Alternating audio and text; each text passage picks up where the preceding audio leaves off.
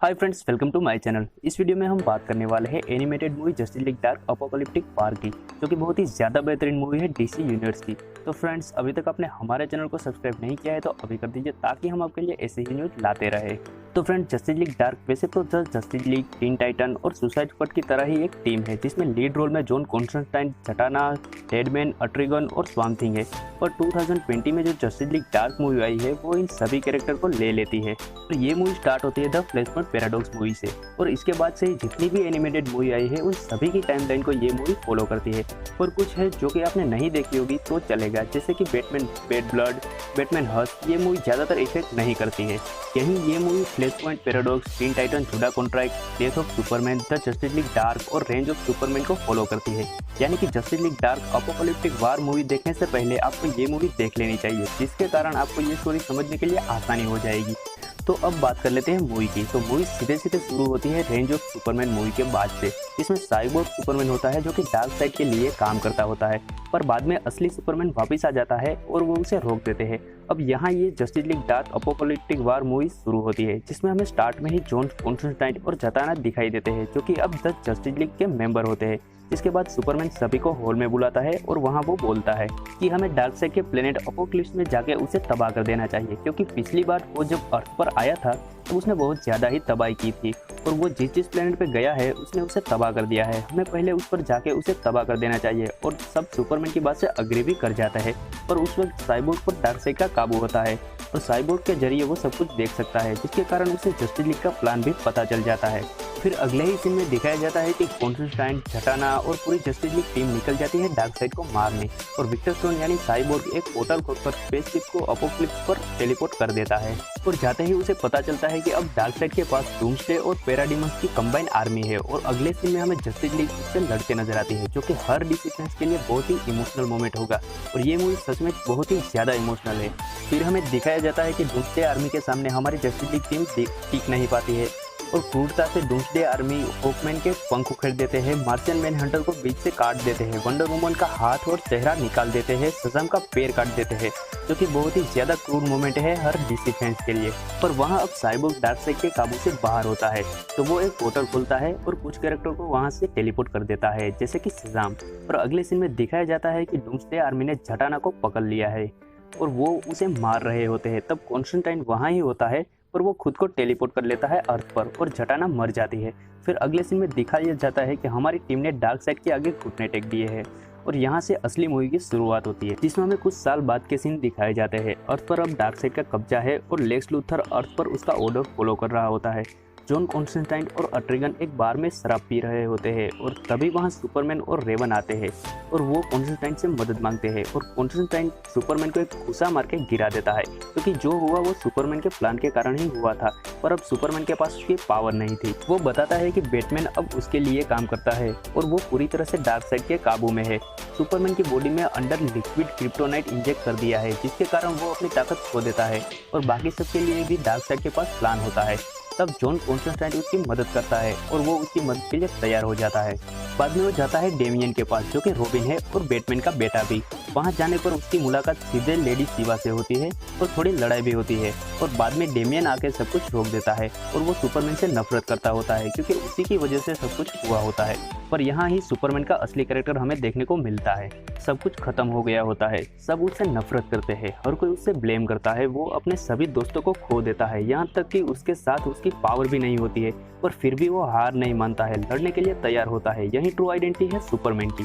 तो बाद में डेमियन भी उसके साथ मिल जाता है, और वो जाते हैं लोइस लेन के पास, जहाँ वो बॉक्सिंग मैच कर रही होती है हार्ली क्विन के साथ। फिर हमें दिखाया जाता है कि सुसाइड स्क्वाड भी अब जस्टिस लीग का हिस्सा है, और बाद में वो लेक्स लूथर के पास जाते हैं, और वो लेक्स लूथर बैटमैन के ऑर्डर को फॉलो करता होता है। तब लेक्स लूथर इन सबकी मदद करता है और सबको क्रिप्टोनाइट हथियार भी देता है। तो साथ में वो ये भी बताता है कि डार्क साइड ने यहाँ अपने कुछ मशीन भेजी है, जिसको तोड़ना बहुत ही ज़्यादा ज़रूरी है। ये सुनते ही सब काम पर लग जाते हैं। जहाँ कॉन्स्टेंटाइन एक मशीन के पास टेलीपोर्ट होता है, जहाँ वो स्वाम्प थिंग से मिलता है। बाद में स्वाम्प थिंग एक मशीन को तोड़ देता है। फिर दूसरी मशीन तोड़ने के लिए शज़ाम, बैटगर्ल और दूसरे हीरो जाते हैं, जिसमें वो मशीन को तो तोड़ देते हैं, पर वो सब भी मर जाते हैं, क्योंकि उन सबको डूम्सडे आर्मी गार्ड कर रही होती है। और एक मशीन बचती है जो कि लेक्स के अंडर आती है, जिसे suicide squad, Lois Lane, Lex Luthor मिलकर डिस्ट्रॉय करने की कोशिश करते हैं। और तब जॉन कॉन्स्टेंटाइन बाकी के मेंबर को अपोकलिप्स पर टेलीपोर्ट करता है और वहाँ वो गायब होकर आगे बढ़ते हैं। वहाँ सुपरमैन को लेक्स एक सूट देता है जिसके कारण उसकी ताकत थोड़ी सी बढ़ जाती है। बाद में आगे बढ़ते ही उसके पैर पानी में गीले होते हैं और तभी मेरा वहाँ आ जाती है और सब पर हमला कर देती है। तब डेमियन, रेवन, कॉन्स्टेंटाइन और Etrigan Martian Manhunter, Starfire, Hawkman, Wonder Woman से लड़ते हैं जो कि अब डार्कसाइड के अंडर कंट्रोल में होते हैं। फिर हम इन दोनों टीम के बीच एक जबरदस्त वार देखते हैं जहां वंडर वुमन अट्रिगन से लड़ती है और वो उसे मार भी देती है, पर तब कॉन्स्टेंटाइन अपने पावर यूज करके वंडर वुमन की लाशों की मदद से उसे डार्कसाइड के कंट्रोल से निकाल लेता है। बाद में वंडर वुमन उन सबको बाकियों की मदद के लिए भेज देती है और वो खुद अकेली स्टारफायर, मार्शियन मैनहंटर, हॉकमैन और मेरा से लड़ती है। और तभी हम जानते हैं कि थेमिस्कीरा क्वीन कितनी ताकतवर है, वो इन चारों से अकेले ही लड़ लेती है। फिर अगले सीन में दिखाया जाता है कि फ्लैश कॉन्स्टेंटली रन कर रहा होता है एक जगह पर, जिसके कारण अपोक्लिप्स को पावर मिलती है। सुपरमैन फिर फ्लैश को बचाता है और पावर वाली मशीन को तोड़ देता है। एक सीन में दिखाया जाता है कि डार्कसाइड अभी अपोक्लिप्स पर नहीं है और ग्रीन लैंटर्न के वर्ल्ड में है और वहाँ वो जॉन स्टीवर्ट और किलोवॉक को मार देता है। फिर अगले सीन में दिखाया जाता है कि साइबोर्ग मेरा, हॉकमैन और दूसरे मेंबर को कंट्रोल कर रहा होता है, जहां कॉन्स्टेंटाइन उसे रोक देता है। बाद में सभी के सभी डार्कसाइड के कंट्रोल से निकल जाते हैं सिवाय बैटमैन के। बैटमैन मेट्रोन पे होता है जो कि नॉलेज चेयर भी है और बैटमैन उसके कंट्रोल में होता है और वो तब डार्कसाइड के साथ वहां आ जाता है। तब सुपरमैन डार्कसाइड पर हमला कर देता है पर डार्कसाइड अपनी लेजर बीम से उसका सूट एक झटके में उतार देता है। बाद में बैटमैन और डेमियन के बीच लड़ाई होती है जहां वो डेमियन को इजीली हरा देता है, पर जब डार्कसाइड उसे डेमियन को मारने के लिए बोलता है तब ब्रूस वेन को अपना याद आ जाता है, जहां एक किलर उसके माँ बाप को मार देता है और गन उसकी तरफ कर देता है, पर वो उसे मारता नहीं है। और ये याद आने के बाद वो डार्कसाइड के कंट्रोल से बाहर आ जाता है और वो डार्कसाइड की आँख फोड़ देता है क्रिप्टोनाइट तलवार से, जिसके कारण डार्कसाइड बैटमैन पर अपनी लेजर बीम छोड़ता है और तभी डेमियन बैटमैन के आगे आ जाता है और वो बीम उसे लग जाती है और वहाँ रेवन ये देखकर गुस्से में आ जाती है और वो ट्रिगोन को आज़ाद कर देती है और कॉन्स्टेंटाइन ट्रिगोन को अपनी बॉडी सौंपता है। आप में से कहीं दोस्तों को लग रहा होगा कि रेवन ने ट्रिगोन को पहले क्यों नहीं छोड़ा, तो उसका रीज़न है टीन टाइटन और जुडा कॉन्ट्रैक्ट मूवी, जिसमें वो डेमियन को मारना चाहता होता है और जो कि अब डेमियन मर गया है तब वो उसे छोड़ देती है। और यहाँ ट्रिगोन कॉन्स्टेंटाइन को नहीं और सुपरमैन को पजेस करता है और कॉन्स्टेंटाइन को मार भी देता है। और सुपरमैन को पजेस करने के बाद सुपरमैन के अंदर का क्रिप्टोनाइट लिक्विड भी निकल जाता है। फिर हमें सुपरमैन और डार्कसाइड के बीच एक जबरदस्त फाइट भी देखने को मिलती है, जहां मरने के बाद कॉन्स्टेंटाइन जटाना से मिलता है और वहां जटाना उसे बताती है कि वो भागा नहीं था, पर जटाना ने उस पर जादू किया था और जादू की वजह से ही कॉन्स्टेंटाइन वहाँ से भाग गया होता है। और जहाँ तक कॉन्स्टेंटाइन की बात है तो वो शुरू में मुझे भी ये बात तो कुछ हजम नहीं हुई थी कि कॉन्स्टेंटाइन भाग जाए, क्योंकि वो सुरवीरों के खानदान से है। और जहाँ तक डीसी फ्रेंड्स की बात है तो वो जानते हैं कॉन्स्टेंटाइन को, तो फिर वो वापस से जिंदा हो जाता है और यहाँ रेवन अपने पावर से डेमियन को फिर से जिंदा कर लेती है। पर तभी सुपरमैन को लोइस लेन का कॉल आ जाता है और वो देखता है कि suicide squad, Lex Luthor, Lois Lane सब एक बड़े धमाके में मर जाते हैं और तीसरी मशीन भी डिस्ट्रॉय हो जाती है।